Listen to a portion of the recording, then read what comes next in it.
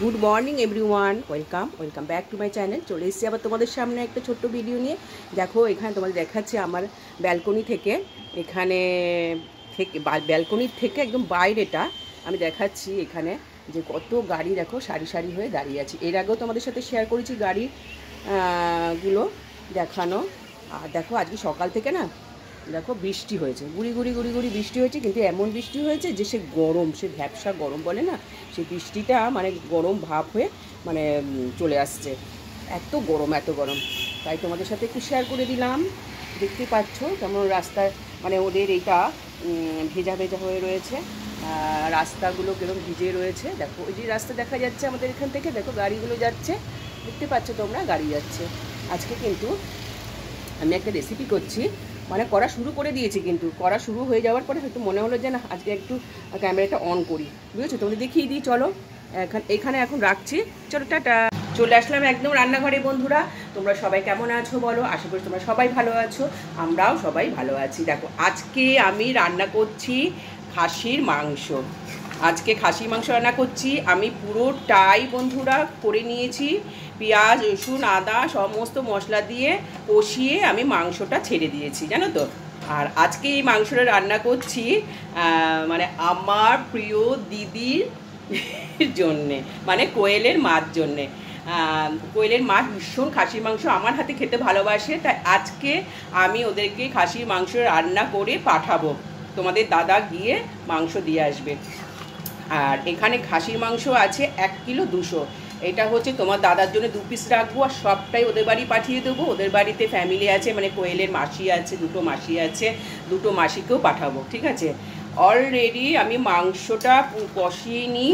আর ওরা জানো তো খাসির মাংসের সাথে আলু খেতে ভীষণ ভালোবাসে, আমাকে বলেছে আলু বেশ বড় বড় করে আমাদের আলু পাঠাবে। তার জন্য আমি কী করছি জানো তো, আলুটাকে ভালো করে ভেজে নুন আর একটু হলুদ দিয়ে প্রেশার কুকারে সেদ্ধ করে নিয়েছি, বুঝেছে? মাংসের সাথে কষাবো না, তাহলে মাংসের টেস্টটাই নষ্ট হয়ে যাবে। এরপর যখন আমি প্রেশার কুকারে আমার মাংস যখন সেদ্ধ হয়ে যাবে, তারপর আমি আবার এই কড়াইতেই ঢালবো। কড়াইতে ঢালা হয়ে গেলে আমি আলুগুলো এই মাংসের সাথে দিয়ে ভালো করে ফুটিয়ে গরম মশলা দিয়ে ফুটিয়ে আমি নামিয়ে নেব। এখানে আমি একটা টমেটো দিয়েছি। আর লাস্টে আমি যখন কষানো হয়ে যাবে তখন আমি কী করবো বলো তো, এই যে টক দই দেখছো পুরোটা 100 টক দই, পুরো টক দইটা আমি এর ভেতর দেবো, বুঝেছো?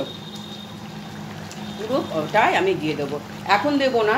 টক দইটা দেওয়ার নিয়ম হচ্ছে কষানো হয়ে গেলে ঠিক 2 মিনিট আগে দিয়ে তারপরে একটু কষিয়ে তারপরে প্রেশার কুকারের মধ্যে দিয়ে সিটি দিয়ে নামিয়ে নাও।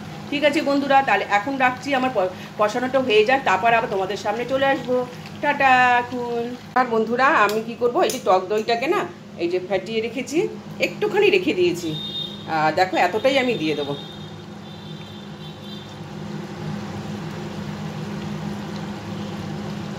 এইটা আবার আমি একটুখানি হাত দিয়ে কাচিয়ে দিয়ে দেবো।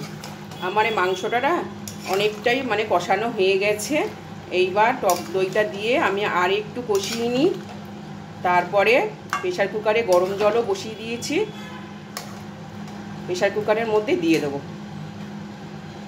টক দইটা দিয়ে দিলাম, এটা আর একটু ভালো করে কষানো হয়ে যাক।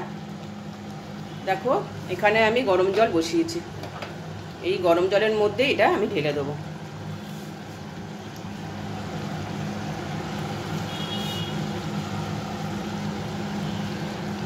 তোমরা দেখতে থাকো। বন্ধুরা আমি প্রেশার কুকার থেকে নামিয়ে কড়াইতে দিয়ে দিয়েছি, এবার ঝোলটা শুকোবে। আর এই যে আলুগুলো দেখছো, এবার এই আলুগুলোকে আমি এই ঝোলের মধ্যে দিয়ে দেবো, তা নাহলে আলুর মধ্যে নুন ঝাল কিছুই ঢুকবে না, বেশ ভালো করে টকবক করে ফুটবে। আমি যদি প্রেশার কুকারের মধ্যে যদি একসাথে করতাম না, তাহলে মাংসের সাথে আলু একদম গলে যেত। এইটাই ভালো করেছি না বলো বন্ধুরা? এইটা একটা আইডিয়া আমার মাথায়। এটা কিন্তু বেশ ঝোল আছে, এটা একটু শুকোবে, শুকোলে পরে তোমাদেরকে আবার দেখিয়ে দেবো কীরকম হয়েছে। হ্যাঁ একদম আলুগুলো এর মধ্যে দিয়ে দিলাম, বেশ অনেকটা না ঝোল হয়ে গেছে, প্রেশার কুকারে জলটা বুঝতে পারিনি, অনেকটাই হয়ে গেছে। ঠিক আছে, এই ঝোলটা শুকোক, তারপরে তোমাদেরকে দেখিয়ে দেবো গরম মশলা দিয়ে আবার নামিয়ে নেবো। ঠিক আছে বন্ধুরা, আমার মাংসটা হয়ে গেছে, একদম তেল বেরিয়ে গেছে, আর একদম খুব সুন্দর করে মাংসটা না হয়েও গেছে, খুব ভালো হয়েছে। রঙটা কিন্তু ভালো হয়েছে, তোমরা তোমাদেরকে আমি দেখাতে পাচ্ছি না। আর এই দেখো, আমি গরম মশলা দিয়ে দিয়েছি, একদম গরম মশলা দিয়ে দিয়েছি। আর আমার রান্নাটা কমপ্লিট হয়ে গেছে। খাসির মাংস, এই খাসির মাংস যাবে আমার দিদির বাড়ি। তারা কেমন খাবে, খেয়ে আমাকে বলবে যে কিরকম হয়েছে। চলো টাটা, বাই বাই। আবার পরবর্তী ভিডিও নিয়ে চলে আসবো তোমাদের সামনে।